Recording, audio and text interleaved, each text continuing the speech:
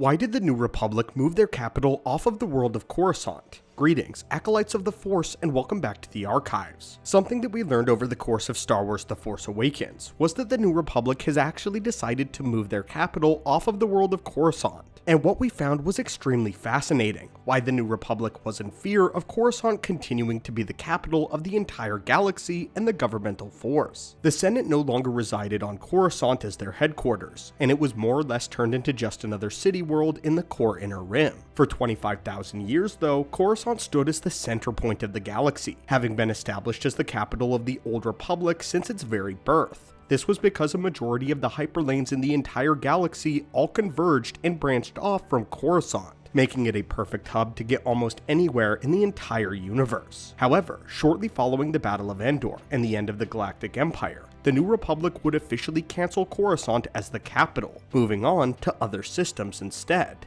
That's right, my friends. We said systems plural, as the capital of the New Republic would no longer lie on just one world any longer. But instead, the New Republic established something different. And in today, we will explain exactly why. So buckle up in your transports and get your star maps ready, because into hyperspace we go. One of the primary reasons the New Republic moved the capital was because of all of the negative connotations that represented Coruscant in the era of the Empire, as the Empire affected Coruscant more than any other system in the entire galaxy. We see in The Mandalorian, in this New Republic era, they seem to go almost overboard as much as possible trying to distance their image from the Galactic Empire. Coruscant still remained at the central hub of the entire universe, with the city containing trillions of citizens, and the New Republic did find uses for Coruscant, making it the headquarters for the Defense Force along with the New Republic Amnesty Program. During the reign of the Empire, Coruscant became Palpatine's throne world, and it was from this planet that he spread his evil and oppression. Coruscant was contaminated with evil dictators, surrounded by human centrism and tyranny. Even the citizens of Coruscant hated living there because of the Empire's presence. Later on, Luke Skywalker would even mention that after the Battle of Endor, it was Coruscant that cheered the loudest out of all the planets in the entire galaxy. But interestingly enough, it wasn't just because the Empire that the capital was moved, but because of the negative feelings towards the Old Republic as well, as the New Republic not only hated the Empire, but the previous Republic as well. One thing we cannot overlook is that the Old Republic was replaced by the Empire for a reason. Palpatine didn't exactly seize power, it was given to him freely by the citizens of the galaxy and the Senate. The Old Republic was corrupt, and they had enacted policies that erupted into the Clone Wars, a war so horrific that the galaxy panicked, fearing for their safety, voting, and putting their faith in a fascist regime. Despite the terror that would come from the Empire, people still remembered how life was under the Old Republic, and they weren't ready to go back to it directly. The New Republic not only had to distance their image from the Empire, but from the democratic predecessors as well. This was in an effort to also bring back the separatist worlds that had seceded from the Republic before the outbreak of the war. The New Republic wanted everyone in the fold so that they could remain strong and have a unified galaxy. For that, the hatchet had to be buried, and the separatists needed to come back willingly. The Empire had strong-armed the Confederacy to surrender and join them through sheer military force alone. And the New Republic was forced to be so much more democratic, especially because the Separatists debatably got the worst of the entire Empire in their reign. The answer was simple: to dismantle the image of what was and build what could be. To put things simply, the rest of the galaxy at large had turned against Coruscant. It was a symbol of corruption and misplaced power. It had grown even more vile with the reign of Sidious, as the Empire would murder civilians on a whim. No riots were ever allowed on the capital city, and whoever was caught would be executed by the direct command of the Emperor. So if the capital was no longer to be on Coruscant, where was the New Republic capital placed? Well, this is where things got interesting. The New Republic's hopeful solution was to ensure that every world had a say in the government, not just one planet. And because of this, the capital of the New Republic went by a system where it rotated around planets every few years, the capital constantly changing, representing the now shared power.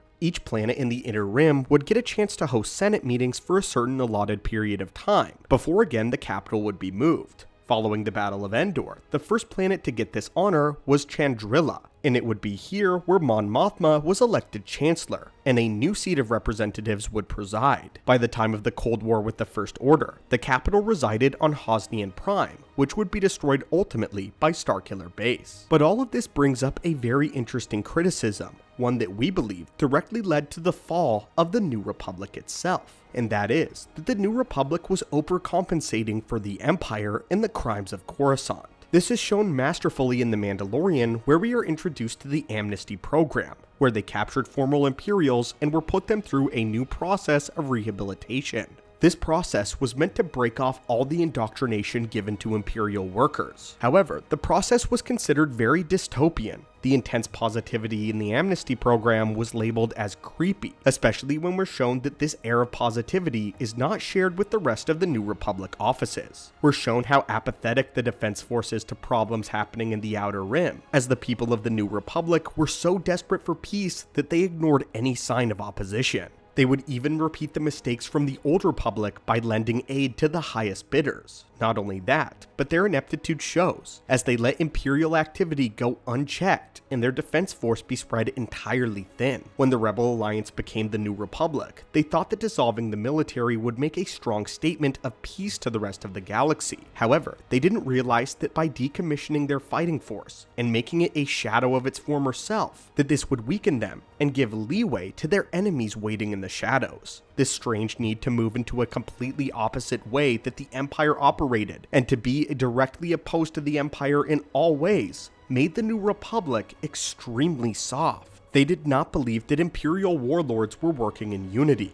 and they even allowed some loyal to the Empire within their very ranks. The Empire that would dismantle the Republic from the inside. All of this is to say that moving the capital around from one world to the next may sound like a good and a fair idea in conception, but in practice, it leaves too many opportunities for things to go wrong. It also leaves the capital completely unprotected, which the New Republic paid for. Coruscant had the advantage of being in the very heart of the Republic. It took extreme planning and careful maneuvering for any attacking force to hit the capital accurately, and we believe most likely that the capital of Coruscant would have detected the attack of Starkiller Base, and likely could have even done something to stop it, mobilizing a New Republic military force. We learned in the Clone Wars that the Separatists only managed to attack Coruscant because Palpatine gave them the direct opening from the inside. But the fact that Hosnian Prime was outside of the very heart of the Republic, it was vulnerable and was ultimately destroyed. It's admirable that the New Republic wants to leave some breathing room after how tightly squeezed the oppression of the Empire was, as well as attempting to stop the festering scum of corruption that happened in the Old Republic.